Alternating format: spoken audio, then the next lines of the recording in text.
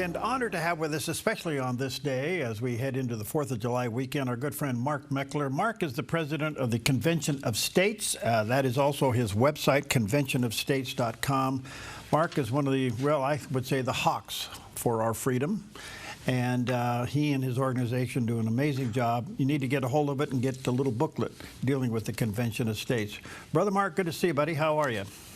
I'm good. Good to be with you. Hey, thanks for bringing up the plight of the family farmer. We've got him in our family, and we know how rough it is out there. Yeah, I come from that background, and we need to wake up with it. I mean, it's more serious than perhaps we realize.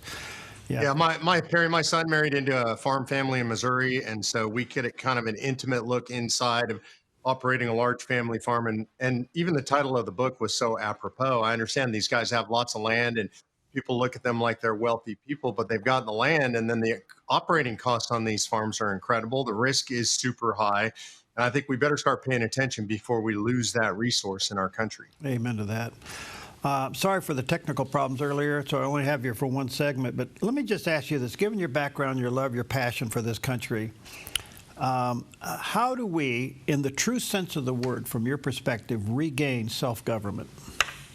Well, I think we have the tools to regain self-governance, and it's really an attitude about who's in charge in the country. And to put it in a biblical sense, Perry, when I first became a Christian, I read Romans 13, and that we're supposed to essentially follow the governing authorities and do what they say. I didn't like it because I'm a rebel. And then one of my friends explained to me, well, we're the governing authorities in the United States of America. The people are sovereign. And so the question is, do we do the things that we have to do to take control? Of course, one of those is vote. And I encourage everybody, if you're not voting, you're not doing your basic civic duty. But there's so much more we can do. We can hold our elected officials accountable. We can talk to them regularly. We can pay attention to what's going on in the legislature. We can run for office ourselves. We can help people run. And then, of course, my passion is we can call a convention of states to restrain the federal government and return the power to the people in the states. Do you see an awakening for that? Yeah, I do. I see self-governance coming up all over the country. And by the way, it's on both the left and the right. I, of course, come from the right, but I do see people on the left who feel the same way. They want to take charge of their own lives and their own destiny. And one of the things that we're talking about here, Perry, is the idea of federalism, that New York should be New York. If they want to elect Mondami, I think that's insane that they would consider doing that. But that's up to New York City. And I think Texas should be left to be Texas. We do that by taking the power away from the federal government and giving it back to the people. Then the states can be themselves. Local jurisdictions can be more themselves. And then I think what it comes down to ultimately, and this is something I've been grappling with lately, is really a fight between urban areas and rural areas. The politics, the culture, the people are very different in those two different types of areas across all the states. We call those concrete cowboys. Yeah, I think that's a good way to put it. I had this thought this week, Perry. I've been this month 3 times in Colorado and just driving all over Colorado, from the most rural parts of Colorado where you see Trump signs everywhere, you see churches everywhere, faith is open everywhere.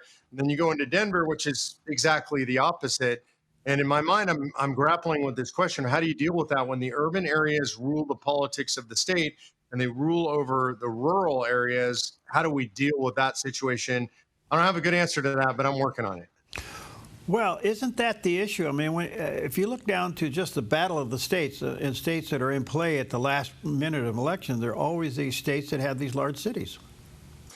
Yeah, and the large cities, of course, tend to skew more liberal, more Democrat. And there's a reason for that. I think it's actually a logical reason if I'm trying to be empathetic to my opposition. And that is, if you live in a city, you require a lot more regulation. If people are closely packed together, living together, you need more regulations. A great example is you need a sound ordinance in a city that keeps you from playing music late at night. If you live in a rural state like Montana, in most places in Montana, it doesn't matter. You might disturb your cows, but you're not going to disturb anybody else. And so different types of regulations are appropriate for different kinds of jurisdictions. The question is, how do we split a state apart in a way that makes that work? Again, Mark, I apologize for the short visit, but let me come back to your passion, the Convention of States. And I know you got more and more states looking into this. Give us an update. Yeah, so there are currently 19 and a half states that have passed the Convention of States resolution. I say half because North Carolina's passed it in their House. The pressure's on to get it done in the Senate. I would encourage any of you that might be watching from North Carolina, contact your senators, ask them to pass the resolution. We keep passing it in the House. I think the Senate's conservative. They just keep refusing to bring it up. So that would take us to state number 20. That obviously would be a big threshold on our way to 34. That's wonderful. So here we are, 249, heading to 250 next year, which is going to be pretty incredible. And the first 6 months of this new administration has almost been consequential in so many ways. What's your 30,000-foot view? Yeah, I think this is the most consequential president, certainly in my lifetime. Maybe in modern American history, I would argue more consequential than Reagan, and I'm a huge fan of Reagan, so it's hard for me to say that. But Trump is actually getting more done and pursuing more aggressive, conservative, America First policy than anybody in history. You only have to look at what's going on in the Middle East, what's going on with job creation, what's going on with real wages, what's going on in our economy right now. This guy has a big vision for making America great again, and he's executing on that vision. I hope to see him continue that. By the way, SCOTUS ruling in this week and stopping these nationwide injunctions is going to help accelerate that agenda. I'm looking forward to the next 3 years. So that decision alone, and 3 hours, 4 hours ago, the BBB gets through. Yeah. This is big stuff. What's your take on the bill?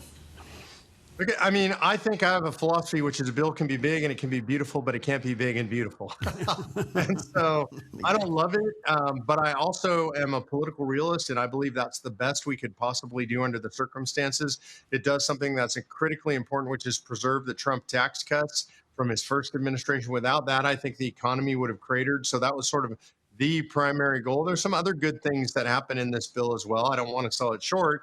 But there's also a lot of garbage in the bill, and we're going to have to elect a whole bunch of better people and call a convention of states if we want to get control of some of the things like this long-term spending problem. Well, let me say to our viewers and listeners, go to Mark's website, conventionofstates.com, order up the little booklet there on the amendment there, and I tell you what, he sends them out by the dozens, and you can pass them around. If you're having meetings with maybe within your, local committees, get a handful of these and hand them out by going to conventionofstates.com. Mark, I want to say thank you for your passion and your friendship as we head into the fourth. It feels like we have hope again. I've got a lot of hope. Of course, as a Christian, I've always got hope, but I have hope for our country here in the short term. I think things are turning around, and thanks to guys like you, Perry. You're out there on the air talking about this stuff all the time. Thank you for being in the fight. Okay. Thanks, buddy. God bless. Happy 4th. God bless.